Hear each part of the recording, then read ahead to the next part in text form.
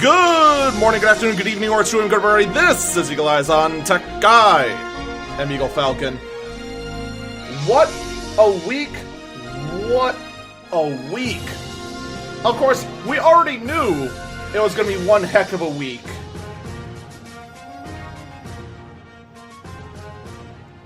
When we knew the Apple announcement was this Tuesday. But I think what was probably the most shocking thing about the Apple announcement is that there were absolutely no surprises.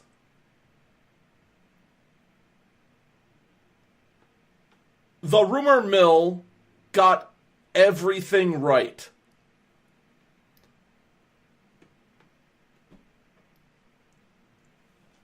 Every single item that was talked about, every product, every detail, everything was right. But before we get into that, I want to go over some of the little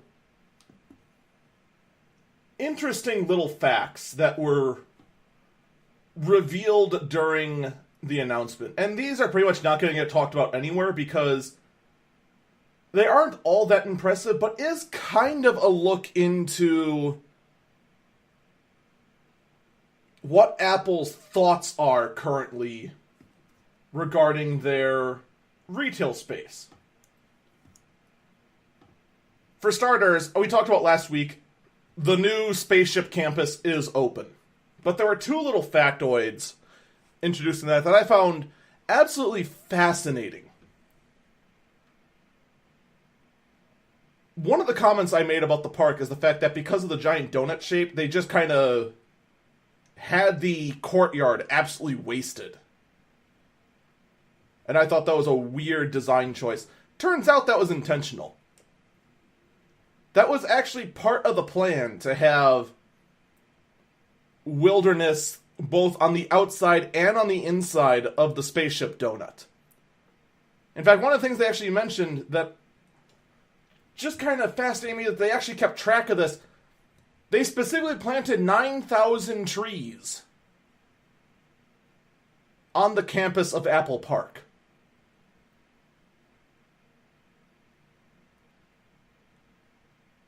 9,000.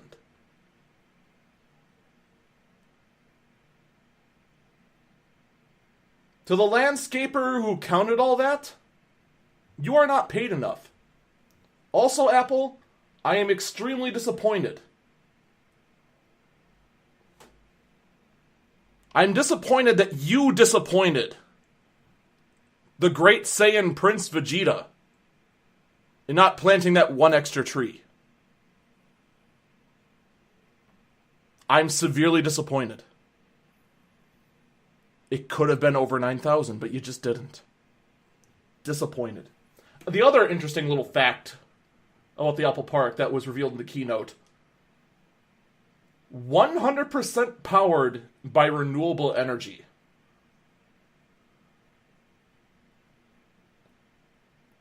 Now, obviously, the 9,000 trees thing is just, a joke for the most part. The 100% renewable energy, on one hand, fantastic. You managed to pull this off, to have wind and solar completely power the campus. That's remarkable, and that's not an easy feat. But I do want to know one thing. Is iCloud on this campus as well? Because the last thing I want to find out is that during a cloudy, windless day that all Apple services get shut down. That's kind of the weird trade-off when you go with 100% renewable. On one hand, your cost of powering the campus is extremely low. You're not making a carbon footprint at all powering it. On the other hand, the amount of power you do have available fluctuates wildly. So that's going to be very interesting down the road to see how that goes. Now, if I remember right, I think they've mentioned in the past that iCloud is in Washington State, so there shouldn't be any interruption of services if, say, a thunderstorm happens over Apple Park and they have to close all the windmills because there's too much wind, and the solar panels get nothing because thunderstorm. But anyway, that's enough about the Apple Park. What was really more fascinating was the shift in how they're looking at their retail stores. During the Apple announcement, and I'm willing to bet this is a handful of people that decided to make this move, and the rest Apple just went, whatever. Because if you look on the Apple site right now, you're not going to find this. You're only going to find this if you watch the first, I think, 10 minutes of the Apple keynote. Apple wants to call their retail stores, quote, town squares. The Apple town squares.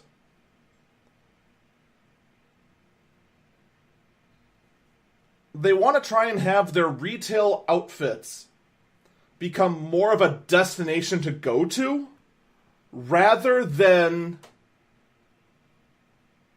I'm going to try and not get distracted by the wall of bits that was just dropped in our Twitch chat. Thank you, Boone, for all those bits. And I will end up having to replay those when we actually switch to a game from the podcast. Anyway, back to the matter at hand. For those of you who only listen to the audio version, I highly recommend you go to twitch.tv and look at the past broadcast of this one, because there is an amazing shower of bits right above me.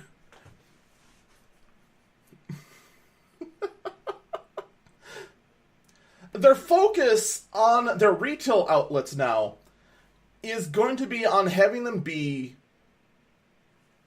a destination to go to.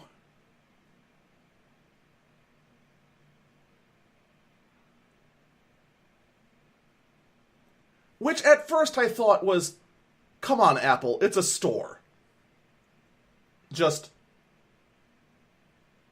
let me go there, get my iPod or whatever, and be on my way. But actually, making the retail store as an experience, as a place to go to, the more I think about it, the more oddly brilliant it is. Think about it for a moment. In 2017, we are living in the age of Amazon being the dominant retailer. Hands down. No doubt about it. We are now starting to shift towards having our groceries even delivered to our doorsteps. The thought of actually going to a store is starting to slowly fade away in some minds, and that mindset is starting to grow. This shift that Apple is planning in their retail space, when you think about it, makes a whole lot of sense. It really does. Without a doubt. They're also going to be pushing forward, and again, I'm actually kind of surprised this is on their website, what they're going to call Today at Apple, with daily events with special guests at their quote-unquote biggest stores, to focus on what their equipment can do and how their software can do it. Now, I'm not going to lie. This isn't all that interesting to me personally.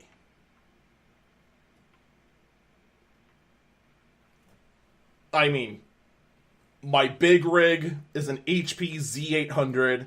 My streaming rig is a Dell laptop. I mean, the only thing I have that's Apple related is this iPhone. that I use to make calls and occasionally stream from a truck.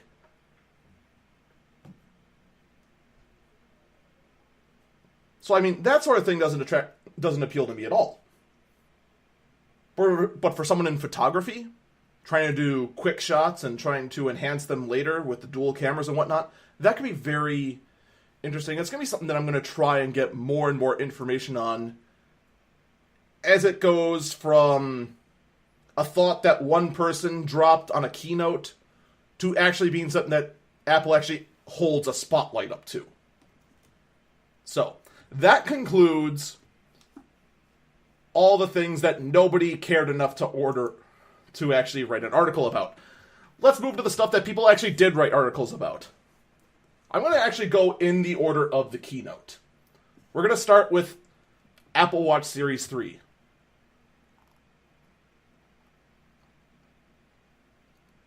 Let's be real honest, there actually isn't a whole lot to talk about.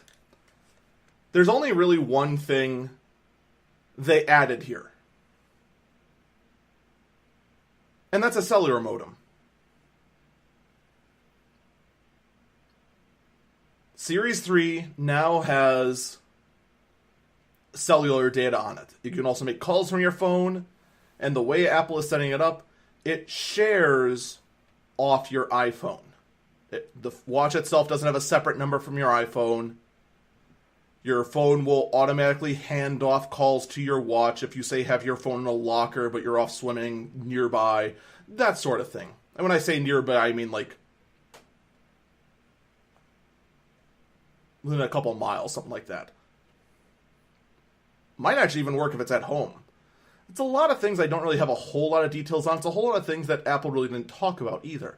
The important note here is the fact that it doesn't have its own phone number, which means it doesn't have its own contract. This was the thing that underlying killed the original Gear S. Well, that, and it was a 2-inch phone strapped to your wrist. It was the fact that this $400 watch then needed its own contract. That made it the most unattractive thing ever, in addition to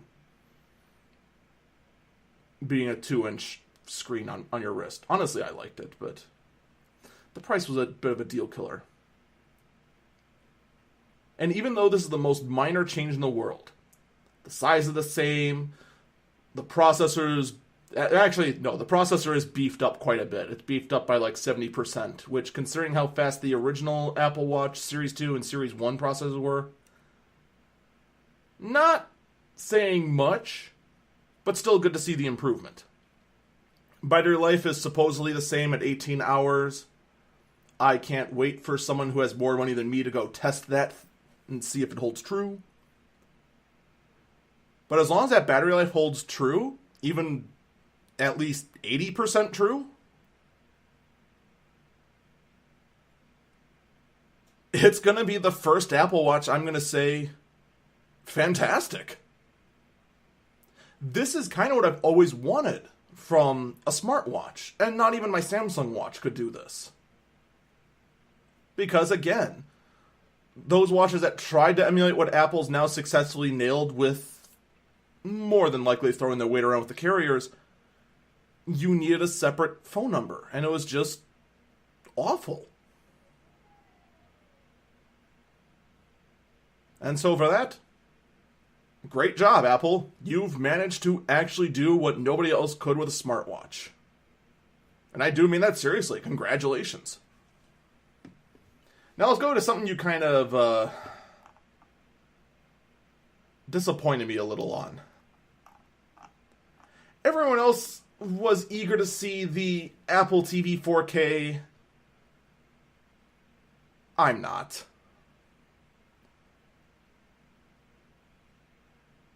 The Apple TV has gotten a refresh. It's the Apple TV 4K, meaning that it can, in fact, broadcast 4K.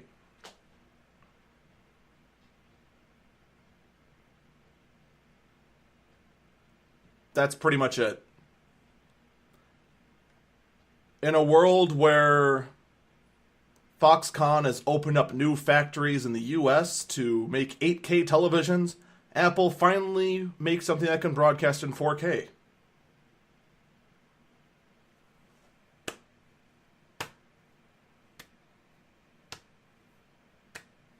Congratulations. You did it.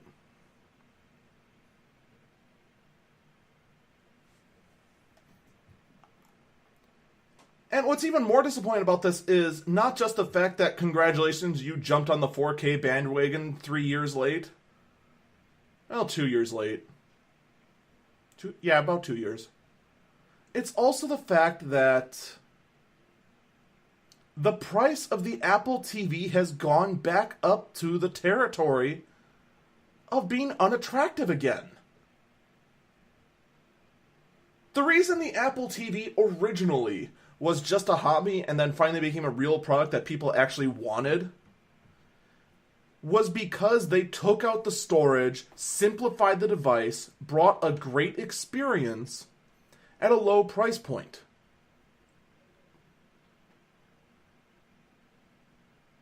The big push, if you remember, was when the Apple TV relaunched as the little black hockey puck for $100.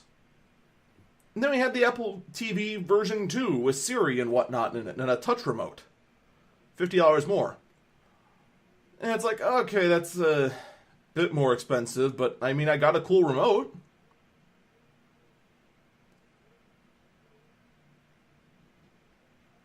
But now the price has gone up to $180 or $200.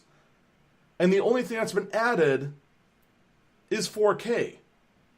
And apparently somewhere in the mix, I'm not sure when exactly, we went back to having storage capacity in the Apple TV.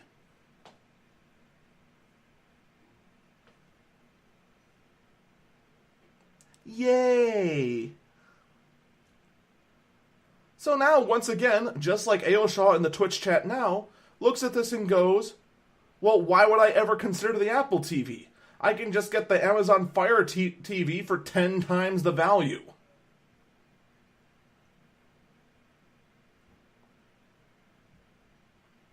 You don't even have to get the Fire TV or the Fire Stick. Just go to the Roku. Or a Chromecast. Or an anything. By almost doubling the price of what made Apple TV actually competitive, it's now making it look like, well, why would I do that?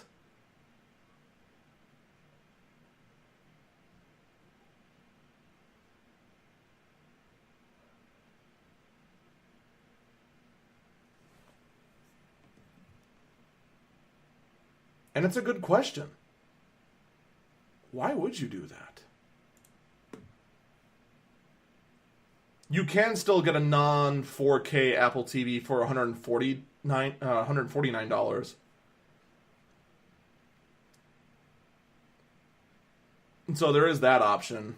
I just, hands down, of all the things that were announced, the Apple TV 4K is the weakest of the 4 products announced.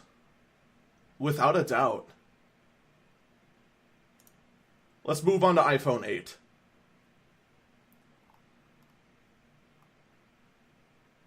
Now, a lot of people were kind of baffled by this, and I was too, as to why you would launch an iPhone 8 and not an iPhone 7S. And really, this does come off as a bit of an iPhone 7S. The design is very similar, except it has this super strong glass on the back as well for a very good glossy look to it. And also includes wireless charging and a processor boost. I mean, that's pretty much it, but still, it's a solid update. Nothing wrong with that. Top that off with the new features that will be included in iOS.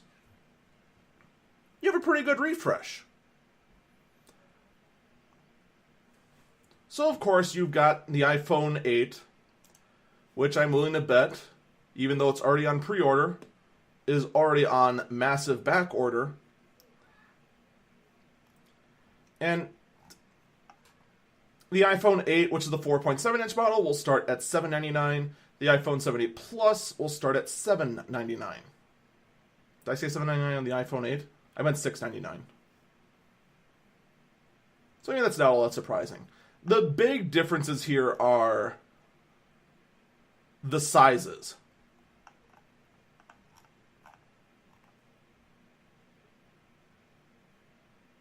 And by sizes, I mean colors.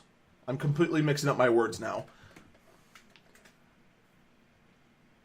And I said this in my quick, my first thoughts after the press conference aired, that I put as its own little mini-sode. But the iPhone 8 only has 2 sizes and 3 colors. Space Gray, Silver, and Gold, and 64 gigs and 256 gigs.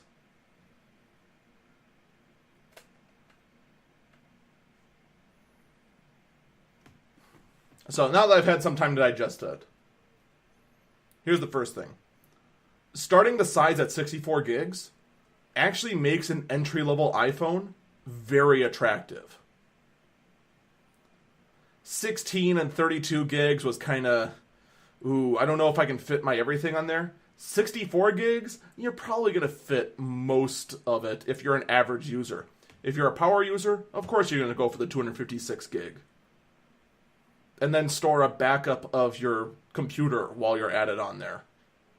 I mean, seriously, that's just massive.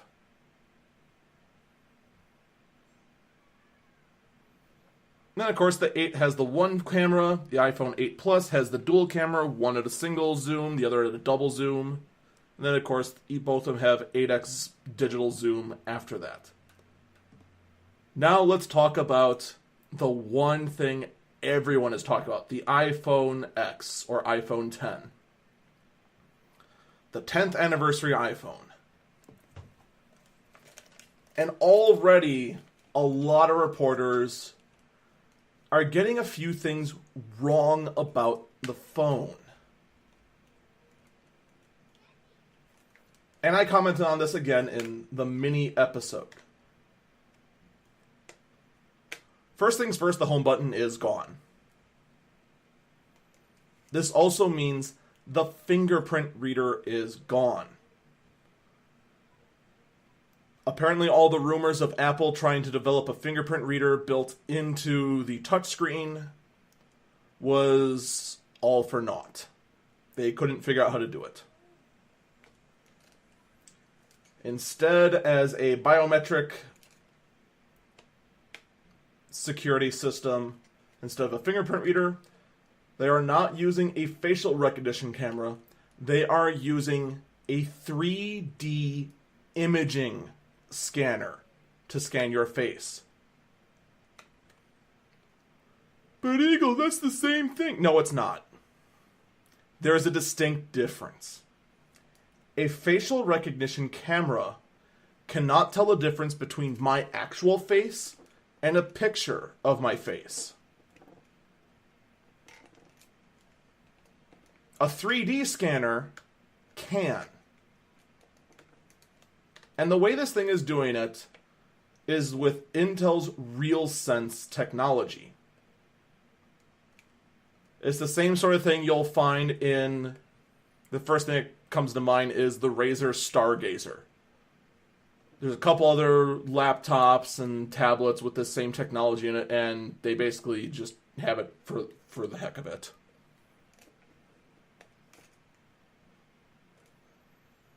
Because of that, it does have a camera, but this camera using infrared and an IR blaster can sense depth. It can tell the tip of your nose is a few inches forward from the back of your eye.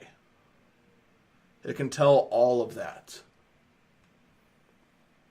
And it's all in that little bar at the top of this phone where the speaker also is.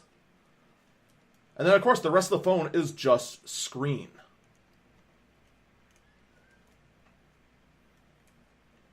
In addition, I was skeptical that the rumors said that it was going to be an OLED screen. Turns out, it is an OLED screen. That means brighter whites, blacker blacks, much better color contrast. Now, hopefully, this OLED screen is going to be more stable than the ones in the recent Samsung phones. Hopefully they last longer. I haven't heard any reports of the OLED screens in the Apple Watches going dead, so I'd assume they have a good carrier for those screens. But again, time will tell. Of course, the iPhone X does not have a headphone jack. If you thought it would, you were a foolish fool. It does have lightning on the bottom, back-facing speaker. Bottom-facing speaker, bottom-facing microphone. Microphone on the top, etc. Speaker at the top. Dual cameras on the back. Etc. Etc. etc. It has the same processor as the iPhone 8, and that's an important detail to know that the system on a chip that the iPhone 8 has is also in the iPhone X. If you jump up to the iPhone X hoping for a performance increase, you are not going to get it. Also, because there is no home button, the gestures have changed on the iPhone X. Normally, on your iPhone, if you swipe up from the bottom, you're going to get this thing called this taskbar. It has your basic controls like your Wi-Fi, your airplane mode, Bluetooth, flashlight access, compass, etc., etc., etc. On the iPhone X, you will not get that. You will instead it'll act as your home button. The rest of the gestures right now are somewhat unknown. I'm not sure how you would get the taskbar. I don't know if you just hold long press on the screen or what you would do to get that. I'm also not sure how you get access to Siri other than saying, "Hey Siri," and hope it actually works. For once, mine actually did activate when I did that. I didn't find any appointments about for once in the next 3 months. Yeah, whatever. Of course, Siri always has a problem with actually figuring out what I actually said. But that's just me. Now, AOShow actually did ask a good question. Does it have a backup key code option like Touch ID? Yes. It will have a backup key code. It has to. It can either be a 4-digit, a 6-digit, or a full-blown crazy password. Like having a password that says, "This is not a secure password," all one word. You could have it do that if you really wanted to.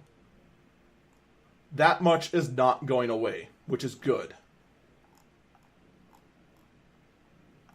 Again, just like the iPhone 8 and the previous phones before it, it will be water resistant, dust resistant, all that jazz. And just as the rumor said, this phone starts at $1,000.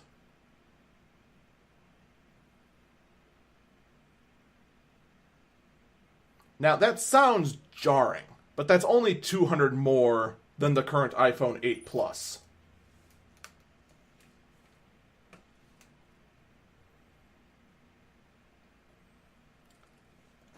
So what do I think? As far as the current iPhone lineup of going with a current phone, I would honestly say just go for an 8 Plus and be happy. The fact that the 8X is only in the plus size says that Apple's starting to drift away from the smaller screens. It's clear people want the bigger phone because the screen is now so valuable for showing media. Or anything, really.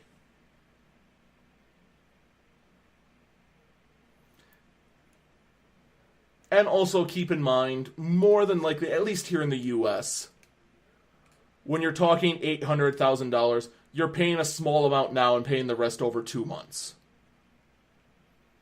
That's how it's done currently in the US.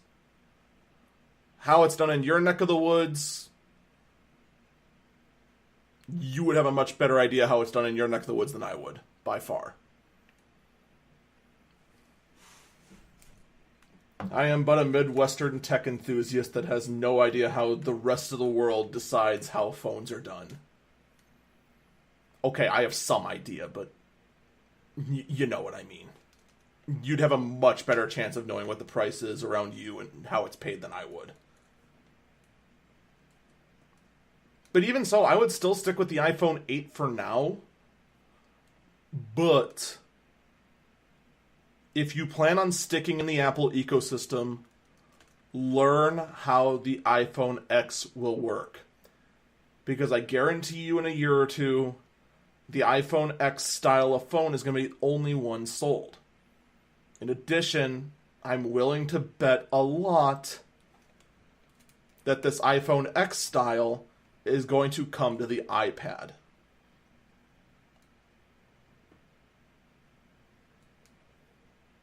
And it's going to be very interesting when it does because, well,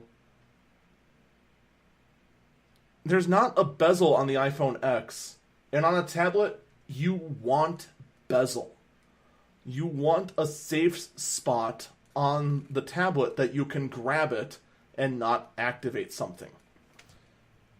Because while I can hold the edges of my phone, it's much harder to grab the edges of a tablet with one hand. And you need to grab two edges, otherwise you risk dropping it.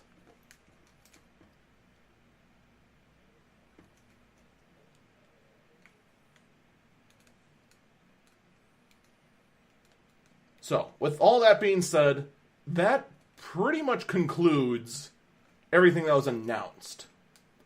That being said, I want to talk about the iPod Touch.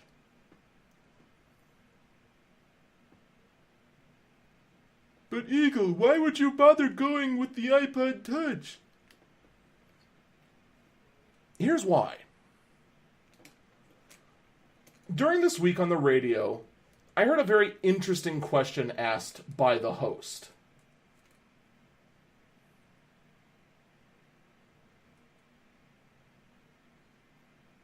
The talk show host asked, what is the appropriate age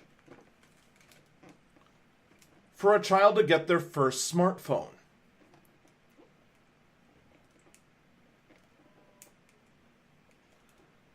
And that's a very intriguing question.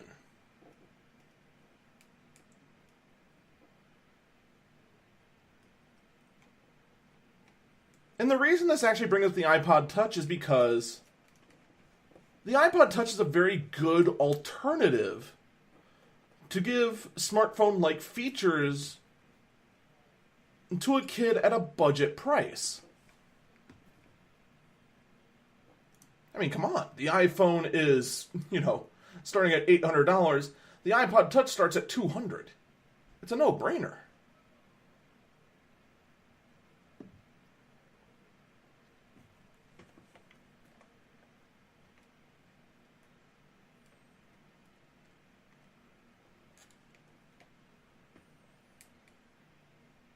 But here's the thing that has me a bit worried. Now, first off, to me the answer is 16, and it's going to be a really either old iPhone or like a $250 Android phone. And either way, the parent should lock the living heck out of it.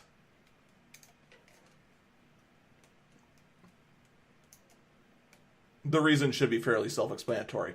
But the reason I want to talk about the iPod Touch is the fact that the iPod Touch has seen zero love in 3 years.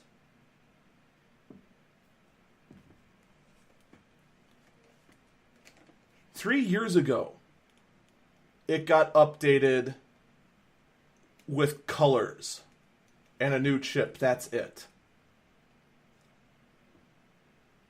It's running the A8 chip, which not even the Apple TV runs anymore.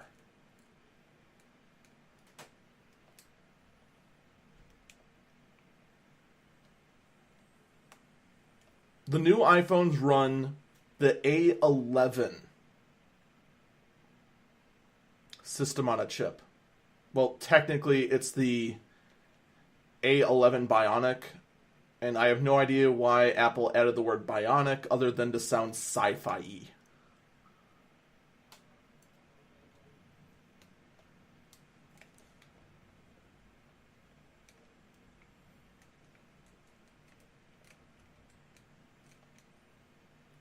So I'd say it's a pretty safe bet, as much as I hate to say it.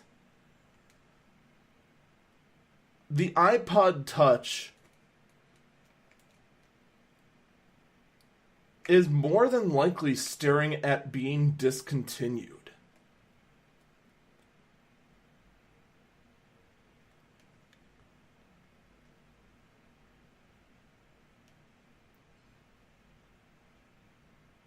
I'd say give it about another year. And then once that's done, what's the alternative? Actually getting a kid a $600-700 iPhone? Or is it going to iPad mini territory?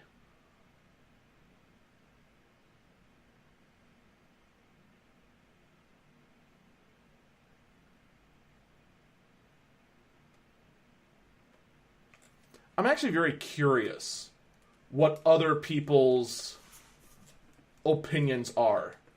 If the iPod Touch should have a future as a smartphone alternative for someone who's not yet ready for a smartphone, or is it actually time for the iPod to die off? I'd love to hear your opinion. Go ahead, send me an email, eaglefalcontech@gmail.com. And with that, we are done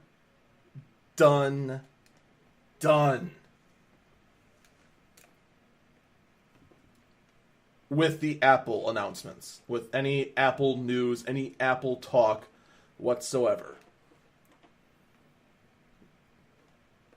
However, we still have quite a bit more coming up. Threadripper motherboard showing up, Destiny 2 thinking they accidentally promoted hate speech, and motherboards promoting cryptocurrency mining once again. Hang tight, we'll be right back.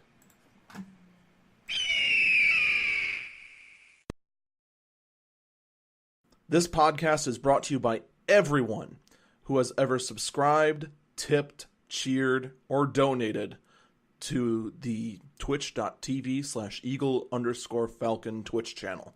You can go there as well and either subscribe, donate, or tip, and join those who have helped support this podcast.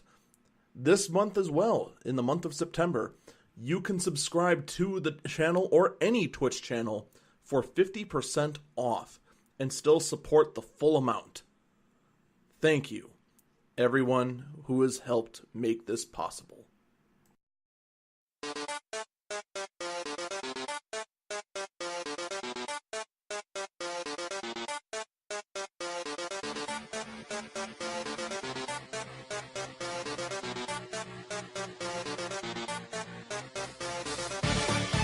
I don't think anyone has any idea how long it's actually been since I actually put ads back into the podcast. And it's always been stuff like that to actually show where you can go to actually support an actually ad-free podcast. Welcome back, Eagle Eyes on Tech. I'm Eagle Falcon. Let's jump back to more evidence that powerhouse AMD chips, it's not just a rumor, it's actually going to happen. We've kind of seen it in the past, AMD releasing a chip, and it seems like the new hotness, and motherboards just never come out for it, or it only ends up in the server market, like the Opterons.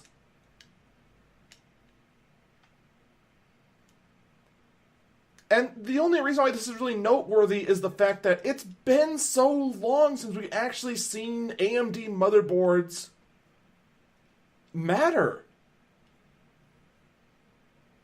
Usually it's just been like gimped down little budget things. But here we have the MSI Gaming Pro Carbon AC motherboard. 16 RAM slots, all surrounding its big old CPU socket. 10 USB ports on the back, possibly 11, I can't tell by the image. 4 PCI Express 16X slots, all of which running at full 16X, I might add. It's actually the high-end boards. They're actually coming back for someone other than the Intel X series chips.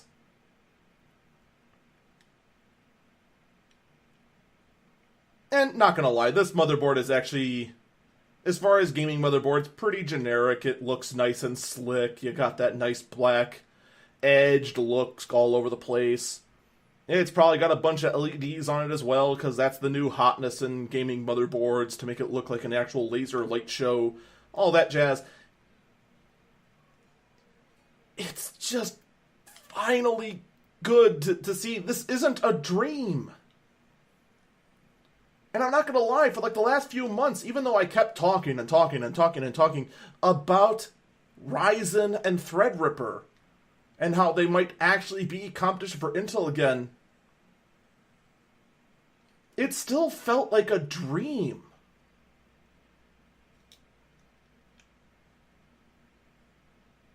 But this is the first actual piece of proof. It's actually happening.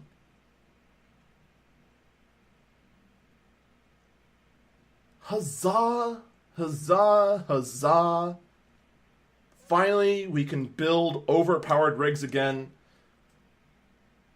that have more than a 6% performance increase over the last rig we built 4 years ago. Finally. And I can't wait to see what the game makers and the software developers do with this new CPU horsepower, and how everyone will then hate me because they have to go build new rigs. Not because they wanted to, but because they can't run their stuff anymore.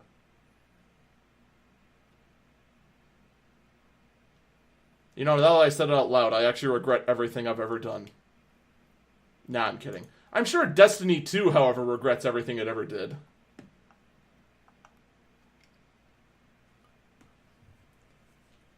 This was something that I only found out about, I'd say, 15 minutes before the show started. And it's about a random design that Destiny 2 put on one of its gauntlets. Destiny 2, if you don't know, it's a shooter game, first-person shooter, where you're basically collecting gear and constantly gearing up along the way, much like an MMO. I'm not sure if I'd be going so far to call it an MMO game, but it flirts with the title quite a lot. One of the gauntlets, the armor that appears along your arm, has suddenly become controversial. As the title of the article from GameSpot says, Destiny 2 removing item that, quote, shares elements with a hate symbol.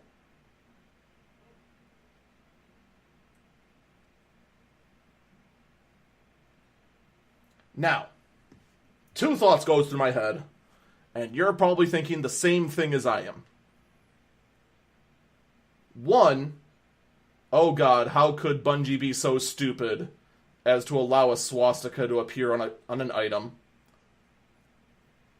Or two, why would they include Pepe and who cares?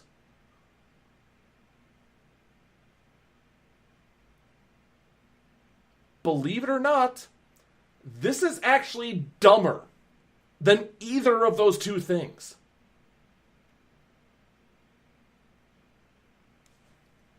Now, for those of you who don't know, I have to give a little bit of my own background regarding 4chan. Alright, I've been a lurker on 4chan for pretty much my entire high school life. And then into my college life. And even nowadays, I still lurk around there. And I know what it's always been. 4chan has always been a site where it's just trolls trolling trolls. Everyone competing to try and out-troll each other, which just causes language to escalate further and further and further and further until it just becomes absurd. That is how it's been since the dawn of time. Very few people on 4chan actually believe the garbage they spew. Of course, there are always exceptions to the rules, but in general, if something ever comes off 4chan,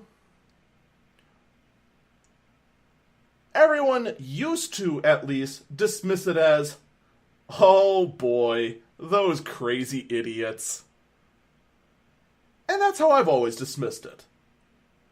Because I've been one of those crazy idiots.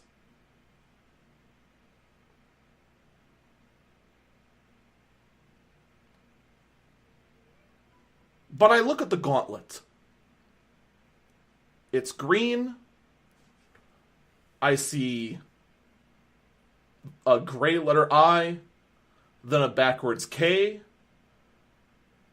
then 3 or 4 white horizontal lines, and then a forwards K in gray.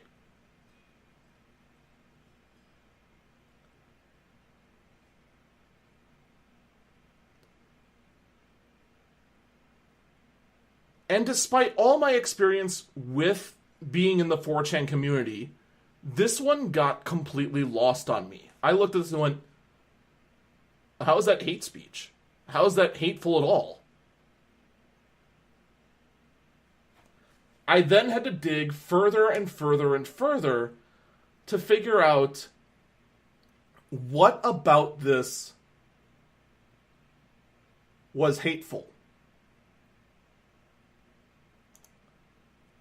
And that's when I came across a little gem created by the 4chan board Poll. Poll, if you don't know, is the politically incorrect 4chan board. They're mostly infamous for acting like neo-Nazis and being a bunch of idiots.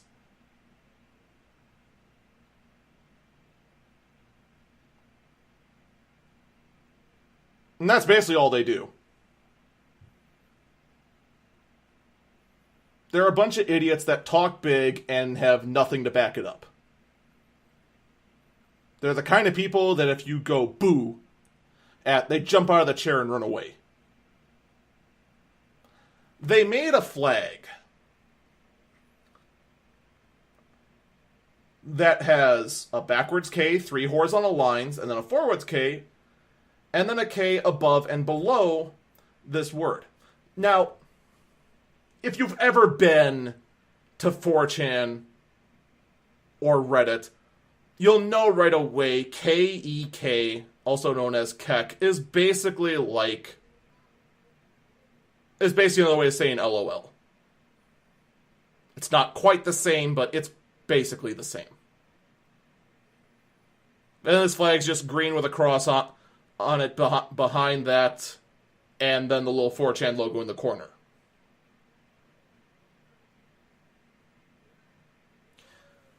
So,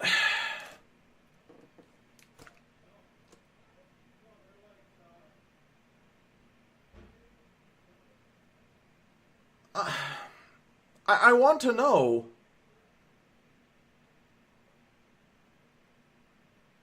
who actually cares?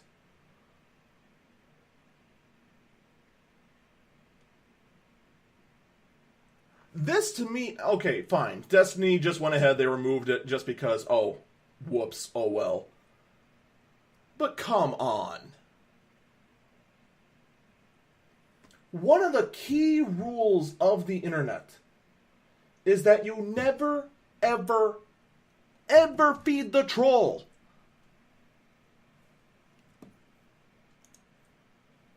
This is literally acknowledging that Pole's little stupid flag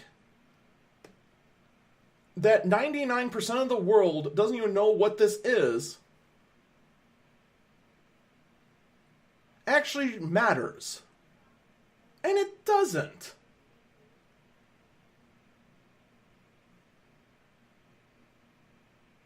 In the end, this means very little. But it does mean one more moment where the let's not feed the troll sort of thing gets ignored, and more in this day and age.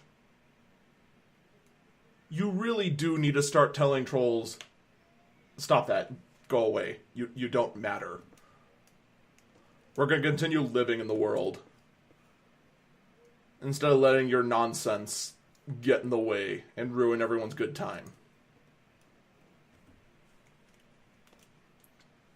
And finally, I want to talk about just one more motherboard. Just one more.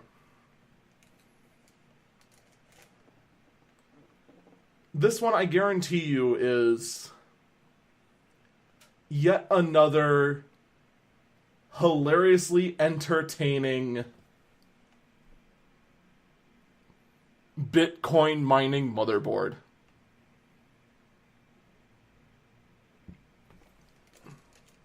Now, it's going to be hard to imagine what this motherboard is, so I'll try to describe it as best I can.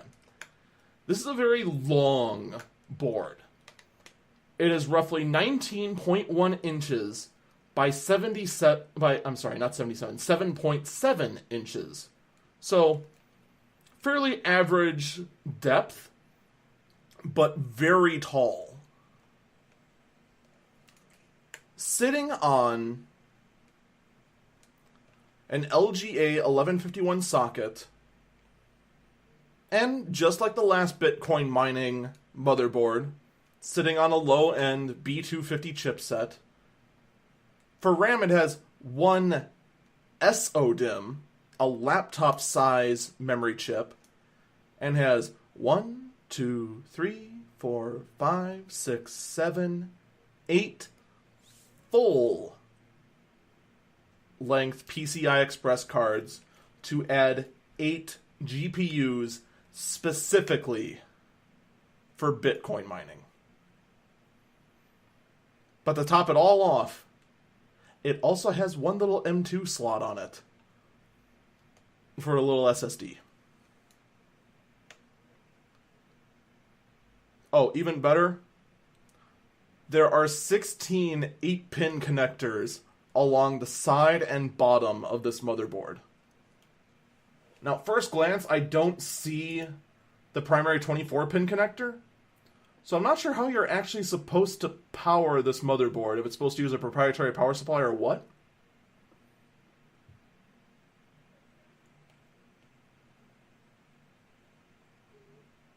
Oh, we also have, I missed this, one little 4-pin connector that's also designed for graphic cards. But yeah, I don't see the primary 24-pin connector that would actually go to the motherboard to power it. So Colorful's got to tell me how I'm supposed to do some serious Bitcoin mining when I can't even power the motherboard. Or if I am just supposed to power it with nothing but 6-pin power supply connectors and nothing else.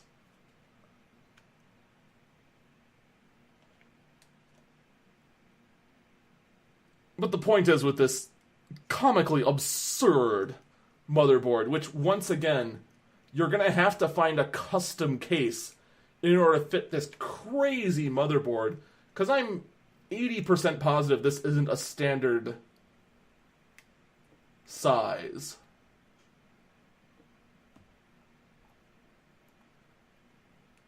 And the article, quickly looking through, says it does not.